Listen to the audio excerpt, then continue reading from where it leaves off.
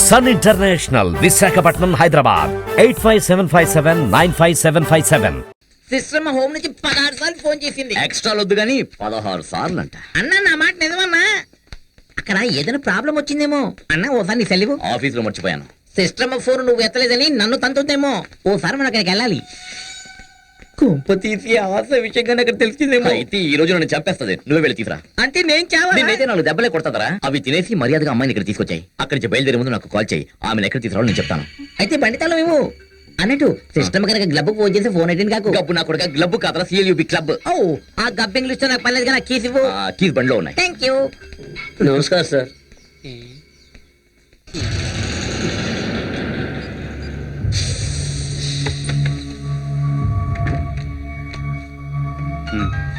Sir. Yes. Hello, Rajagopal సారా? నేను కేశవని. నిజంగానా?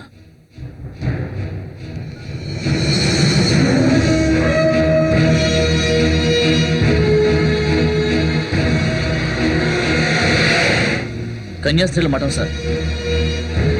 అవును, కానీ ఇంకా మనం కాన్సిక్వెన్సెస్ అని లేట్ చేస్తే పోయిన సార్ అనుభవమే మిగులుతుంది. నేను చెప్తాను సార్. అవును, ఓకే. జానీ సార్, నువ్వు డీజీపీ ఆఫీస్కి కాల్ చేయి. నేను డైరెక్ట్గా మాట్లాడి పర్మిషన్ తీసుకోవాలని ఆచార్య గారు చెప్తున్నారు.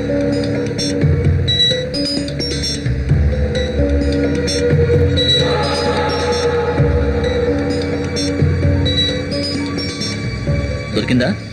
ఎంగేజ్ లో ఉంది సార్. ఇంకోసారి try చేయవయ్యా.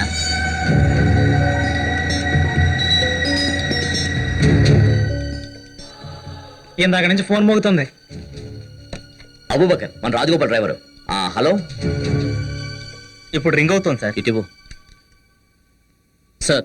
Hello, information solid sir. David cousin అక్కడ superior mother. Yes sir, I'm on my way. Press వాళ్ళకి ఎలాంటి న్యూస్ లీక్ చేయను. Yes sir, thank you sir. పని పడింది, నువ్వు సుబ్బుగాడు ఫోన్ చేయి. ఓ లైన్ దొరికి చావట్లేదు. ఏది ఏమైనా సరే పోలీస్ అక్కడికి వెళ్ళకముందే ఆశను అక్కడ తప్పించాను. రింగ్ అవుతుంది. ఏంటన్నా? రేయ్, రాజగోపాల్ గారి టీం అక్కడ బయలుదేరింది. నువ్వేం చేస్తావంటే ఆ ముందు టర్నింగ్ దగ్గర కాపు కాసి ఆ కారు కంటే ముందు పోనివ్వు. తర్వాత రూట్ ను మార్చి కన్ఫ్యూజ్ చేయి. నువ్వు వాడికి దొరకకూడదు, అర్థమైందా? పిచ్చెక్కిస్తానన్నా.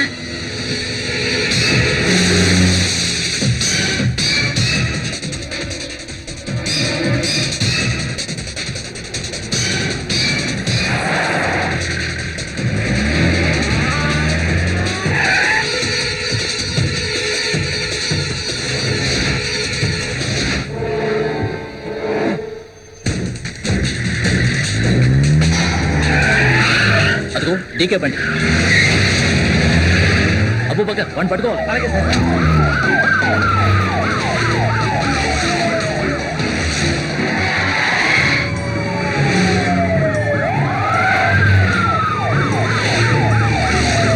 తొందరగా పోనివయ్యా.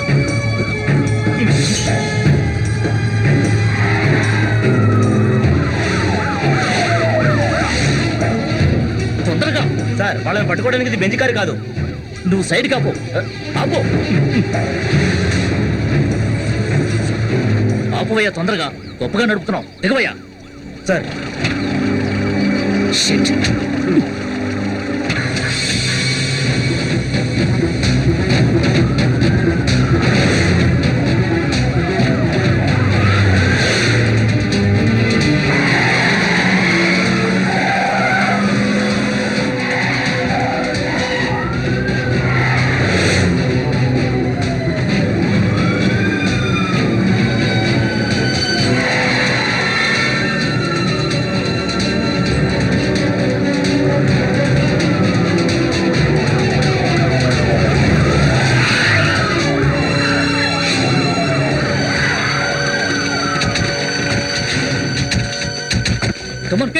లోపల అడగండి.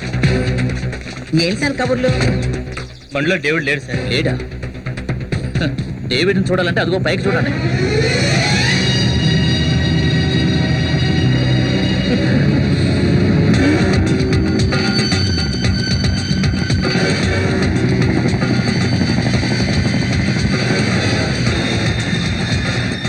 వెళ్ళేది తనే.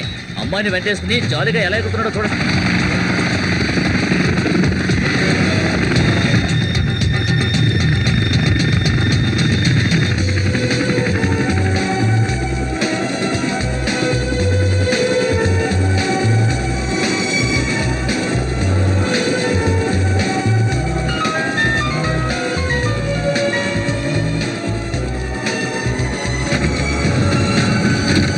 అన్నగారు ఏంటో చెప్పు. రబ్బరు తోటల్లో మందు స్ప్రే చేయడానికి కాదు, ఈ ఎగిరే ఏనుగు మీద జంపు జిలానీలు కూడా చెయ్యొచ్చు. మరైతే నైట్ క్లబ్ లో కలిసి మందు కొడదాం. Okay, bye bye, tata, take care.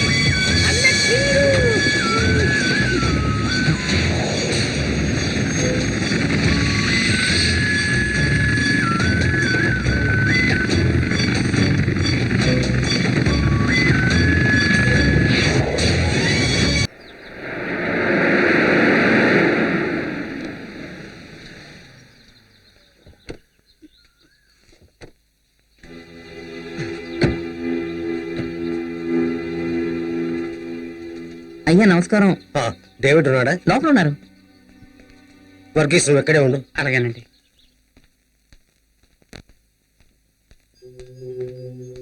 Sir మీరు ఏంటి ఇలా వచ్చారు? రండి కూర్చోండి. నా కొడుకు దారుణంగా చంపబడ్డాడని తెలిసి నా ఇంటికి వేలాది మంది వచ్చారు. వాళ్ళందరి ముందు చెదరకుండా బాధను అణుచుకున్న నేను నాలో ఉన్న దుఃఖం 2 కన్నీళ్ల బొట్టుగా నీ ముందే రాల్చాను. నీ మీద నాకున్న ప్రేమకు, అనుబంధానికి నిదర్శనం అదే. పాడైపోయిన పెద్ద కొడుకు స్థానంలో నీలాంటి కొడుకును ఎందుకు నాకు ఇవ్వలేదా అని ఆ దేవుణ్ణి ఎన్నిసార్లు అడిగానో తెలుసా? అంతగా నిన్ను ప్రేమిస్తున్నా నన్నే మాయ చేస్తావా? ఆయమ్మా, ఆ అమ్మాయి చేత కాఫీ పంపించు. చక్కెర వద్దని చెప్పు. అలాగే. మర్యాదకి సమయం కాదు డేవిడ్. నా కొడుకుని క్రూరంగా చంపిన ఆ అమ్మాయిని నువ్వు ఎందుకు రక్షించాలని ప్రయత్నిస్తున్నావు? అసలు ఇందులో నీ పాత్ర ఉందా? నాకు తెలియాలి. అందుకే నేను వచ్చాను. సార్ మ్యాటర్ చాలా సింపుల్. ఆ నిదాన్ని మీకు చెప్పేస్తాను.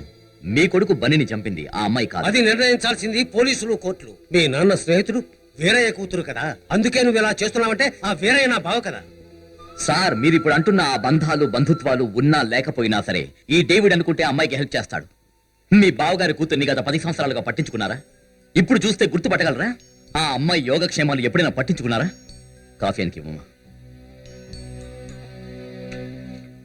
ఒక నిమిషం ఆగమ్మా. సార్ చూడండి, ఇంచుమించు ఇదే వయసున్న అమ్మాయి, పోనీ మాట వరుసకి తనే అనుకోండి, కన్నవాళ్ల ప్రేమను నోచుకొని ఒక అమ్మాయి, అమ్మా నాన్న లేని ఒక అనాథ, మాయ మాటలతో ఆమెను లోబర్చుకుని సర్వస్వాన్ని దోచుకుని మోసం చేసి ఆమెను ఒకటి వదిలివేశాడు. ఆమె హాస్టల్ బిల్డింగ్ మీద నుంచి దూకి చనిపోయింది. ఆ మోసగాడు మరెవరో కాదు, తమరి ముద్దుల కొడుకు బన్నీపాల్. వాణ్ణి లేపేద్దామని చిన్న కత్తితో ఆమె అతడి దగ్గరికి వెళ్ళింది. ఆమె పౌరుషానికి ప్రతిరూపమైన వీరయ్యకు పుట్టిన బిడ్డ. అది ఆమె రక్తంలోనే ఉంది. నిజానికి ఆమె చేయాలనుకున్న హత్య మరెవరో చేశారు. అసలైన హంతకుల్ని తప్పించాలన్న ఒకే ఒక కారణంతో ఆ నేరాన్ని ఆమెపై బలవంతంగా రుద్ది కేసును క్లోజ్ చేద్దాం అనుకుంటారు పోలీసులు. తెర వెనుక ఉండి తోలు బొమ్మలాటలాడిస్తున్న వాళ్ళెవరో నేను ఖచ్చితంగా తెలుసుకుంటాను. అది నీ పని కాదు.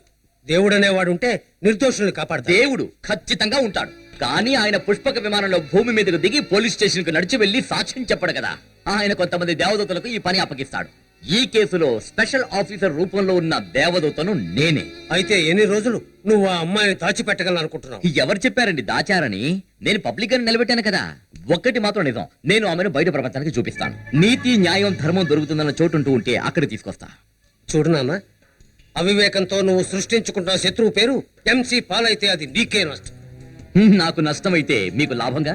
ప్రజా కాంగ్రెస్ వృద్ధసింహమైన ఎంసీ పాల్ గారు, మీరు గర్వంగా చెప్పుకోవచ్చు అజాత శత్రువైన డేవిడ్ జాన్ నాకు పోటీ అని. కానీ మీకు అంత అర్హత లేదు. ఇంకొంచెం మీరు దమ్ము పెంచుకోండి. పాపం, తన కొడుకునే చంపడానికి వెళ్ళిన ఆ అమ్మాయి చేతులతోనే ఇచ్చిన కాఫీ చప్పరించి ఎలా వెళ్తున్నాడు చూడు.